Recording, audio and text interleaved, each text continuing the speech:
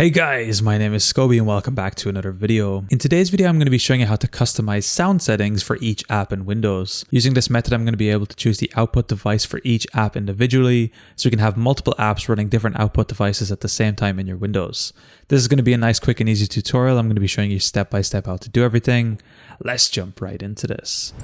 So the first thing we're doing is coming to our Windows desktop, and we're going to be clicking on our Windows icon right here, and we're going to be looking for the sound system settings right here. If we click this open, we'll see all of our current sound settings for Windows. What we're going to be doing is scrolling down here to the bottom, and we're going to be looking for advanced sound options, and here we'll have the app volume device preferences option right here. If we click this open, again, we'll get some more information and details for each of the apps that are currently open on our Windows device. So at the top, we'll see our master volume and our main output devices. In this case, it's my FIO Q3, and I also have my Behringer input device right here. Below this, we'll then see a list of all of the current apps that we have open and that can be changed, and we can see the default input and output for these. Now at the moment, for each of these apps, they're all set to the default that are currently in Windows. However, if we click these open, we can actually change each individually, so we can choose separate devices for each of the actual apps that we want to use. In this case, for example, say you wanted Steam to just go out through your speakers, and you wanted OBS, for example, to have a different input device. You can change all of that information here, and you can really customize your Windows a little bit more. We also have separate volumes for each of the apps, so you can actually turn down Steam just by itself while keeping all of the rest of your system sound 100%, which allows you to have a bit more flexibility rather than having to change individual settings. And you always have this nice preview to come back to whenever you'd like to come back and change anything. If you do make any mistakes and you'd like to reset it, we can simply click to reset default here, which is nice to have.